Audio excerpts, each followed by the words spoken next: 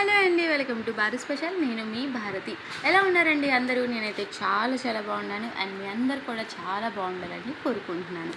ఈరోజైతే నేను మీకు ఒక మంచి ఇన్స్టెంట్ బ్రేక్ఫాస్ట్ రెసిపీని చూపించబోతున్నానండి. అండ్ అది కూడా ఎంతో ఈజీగా చాలా అంటే చాలా టేస్టీగా ఉందండి. పిల్లలు కూడా చక్కగా తినేస్తారనమాట. సో అంత టేస్టీగా అనిపించింది. సో ఈ రెసిపీని ఎలా చేయాలో చూసేద్దామా మరి. సో అండ్ ఈ రెసిపీని చూసే ముందు మన ఛానల్ కనుక ఎవరైనా ఫస్ట్ టైం చూస్తున్నామంటే ప్లీజ్ సబ్స్క్రైబ్ చేయండి. అలానే పక్కనున్న బెల్ ఐకాన్ కూడా హిట్ చేయండి. నేను అప్లోడ్ చేసిన వెంటనే వీడియోని మిస్ అవ్వకుండా చూసేయచ్చు. అలానే వీడియో నచ్చితే మాత్రం ప్లీజ్ అండి లైక్ చేయడం మాత్రం అస్సలు మర్చిపోకండి. ఫస్ట్ ఇలాగా ఒక బౌల్ తీసేసుకొని అందులో ఇలాగ 2 కప్స్ పోహాని యాడ్ చేసేసుకుంటున్నాను అండి. అండ్ ఇలాగ 2 కప్స్ పోహాని యాడ్ చేసుకున్న తర్వాత ఇప్పుడు మనం వీటిని వాటర్ యాడ్ చేసేసుకొని చక్కగా దానిలో ఉన్న పొట్టు అండ్ అలానే స్టార్చ్ అంతా పోయే వరకు కూడా చక్కగా ఇలాగా క్లీన్ చేసేసుకోవాలండి. అండ్ ఇలాగా క్లీన్ చేసేసుకున్న తర్వాత మనం అటుకుల్ని ఎప్పుడైనా సరే అండి ఒక 2-3 టైమ్స్ వాటర్ని మార్చి క్లీన్ చేసుకోవాలి. ఎందుకంటే దానిలో ఉన్న ఆ స్టార్చ్ అంతా పోతేనే మనకి అందులో ఉన్న డస్ట్ అంతా కూడా పోయినట్టండి. సో ఇలాగ చక్కగా క్లీన్ చేసుకున్న తర్వాత ఒక గ్లాస్ వాటర్ యాడ్ చేసేసి ఇలాగ పక్కన పెట్టేసేస్తున్నానండి.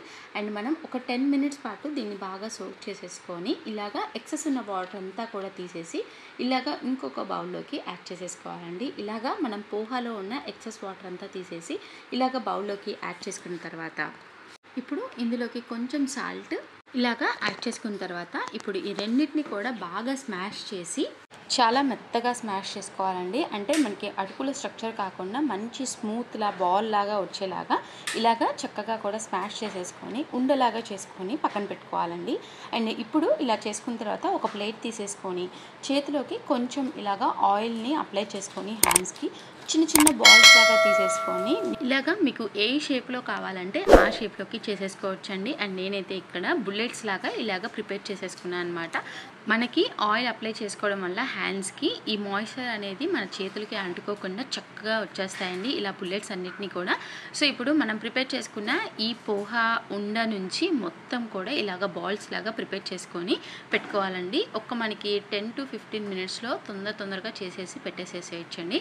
అండ్ కానీ మీరు ఇలా ఆయిల్ అప్లై చేసుకుంటేనే హ్యాండ్స్కి త్వరగా అయిపోతాయి అనమాట. సో మనం ఇలా చేసేసుకొని వీటిని పక్కన పెట్టేసుకున్న తర్వాత స్టవ్ మీద ఒక ప్యాన్ పెట్టేసేసుకొని కొంచెం ఆయిల్ యాడ్ చేసుకొని హీట్ అయిన తర్వాత ఇక్కడ నేను పీనట్స్ని అంటే వేరుశెనగ గుళ్ళని ఇలాగ కొంచెం కచ్చాపచ్చాక దంచేసేసుకొని ఇలాగ ఆయిల్లోకి యాడ్ చేసేసుకొని చక్కగా ఇవి వేగే వరకు కూడా వేయించుకోవాలండి. అండ్ ఇవి వేగిపోయిన తర్వాత మనం కొంచెం తాలింపుని కూడా యాడ్ చేసేసుకొని చక్కగా వాటిని కూడా వేయించుకోవాలండి. ఇవన్నీ ఇలా వేయించుకున్న తర్వాత చక్కగా మనం సన్నగా చాప్ చేసి పెట్టుకున్న ఆనియన్స్ని కూడా ఇందులోకి యాడ్ చేసేసుకొని ఒక 2 నిమిషాల పాటు ఇవి మగ్గే వరకు మనం వీటిని వేయించుకుంటూ ఉండాలండి. అండ్ ఇలాగా ఆనియన్స్ కూడా వేగిపోయిన తర్వాత 2 మిర్చిని ఇలాగా సన్నగా చాప్ చేసేసుకొని వీటిని కూడా యాడ్ చేసుకొని చక్కగా ఒక 2-5 నిమిషాల పాటు ఇవన్నీ కూడా వేగే వరకు చక్కగా వేయించుకోవాలండి. అండ్ ఇవన్నీ ఇలా వేగిపోయిన తర్వాత ఇప్పుడు వీటిలోకి కొంచెం పసుపును కూడా యాడ్ చేసుకోవాలండి. అండ్ అలానే రుచికి సరిపడా సాల్ట్ని కూడా యాడ్ చేసేసుకొని దీని తర్వాత కొంచెం ధనియా పౌడర్ అండ్ అలానే కొంచెం గరం మసాలా అండ్ దాంతోపాటు కొంచెం జీలకర్ర పౌడర్ని ఈ 3 పౌడర్స్ని కూడా చక్కగా యాడ్ చేసుకున్న తర్వాత వీటన్నిటిని కూడా బాగా కలుపుకొని ఒక్క 5 మినిట్స్ పాటు మనం బాగా వేయించుకొని పెట్టుకోవాలండి. ఇలాగా మనం యాడ్ చేసిన పౌడర్స్ అన్నీ కూడా బాగా వేగిన స్మెల్ వచ్చిన తర్వాత మనం ముందుగా ప్రిపేర్ చేసుకున్న బుల్లెట్స్ని కూడా వీటన్నిటిని కూడా ఒకదాని తర్వాత ఒకటి ఇలాగా చక్కగా యాడ్ చేసేసుకోవాలండి. లేదంటే అన్నీ ఒకేసారి యాడ్ చేస్తే ఒక్కొక్కసారి విరిగిపోయే అవకాశం ఉంటుంది. అందువల్ల ఇలా కొన్నిటిని యాడ్ చేసేసుకొని చిన్నగా కలుపుకుంటూ ఉండాలండి. లేదంటే మరీ గట్టిగా కలిపేస్తే మనం ఏ షేప్ అయితే చేసుకుంటామో ఆ షేప్లో ఉండకుండా విరిగిపోతూ ఉంటాయి. సో ఇలా బాగా మిక్స్ చేసుకొని పెట్టుకున్న తర్వాత ఒక 2 నిమిషాలు కుక్ చేసేసుకొని స్టవ్ ఆఫ్ చేసుకున్న తర్వాత దీన్ని కొంచెం చల్లారిన తర్వాత మనం ఇందులోకి కొంచెం లెమన్ జ్యూస్ని కూడా యాడ్ చేసుకోవాలండి. నేనైతే ఇక్కడ ఒక నిమ్మకాయ మొత్తం కూడా ఇలాగా యాడ్ చేసేసుకున్నాను అనమాట. సో ఇలాగ లెమన్ జ్యూస్ని యాడ్ చేసిన తర్వాత చక్కగా ఒకసారి బాగా కంబైన్ చేసేసుకొని సర్వ్ చేసుకుంటే చాలా అంటే చాలా టేస్టీగా ఉంటుందండి. సో చూసారు కదా, మీకు కూడా ఈ రెసిపీ నచ్చితే ఖచ్చితంగా ఇంట్లో ట్రై చేయండి. అండ్ అలానే రెసిపీ టేస్ట్ ఎలా ఉందో కూడా కామెంట్ సెక్షన్లో కామెంట్ చేయండి. చూసారు కదండి, ఇన్స్టెంట్గా రైస్ లేకుండా సూజీ లేకుండా పెరుగు లేకుండా చక్కగా పోహాతో ఎలా బ్రేక్ఫాస్ట్ని రెడీ చేసేసుకుందాము. అండ్ ఇది బ్రేక్ఫాస్ట్కైనా డిన్నర్కైనా కూడా చక్కగా తీసేసుకోవచ్చండి.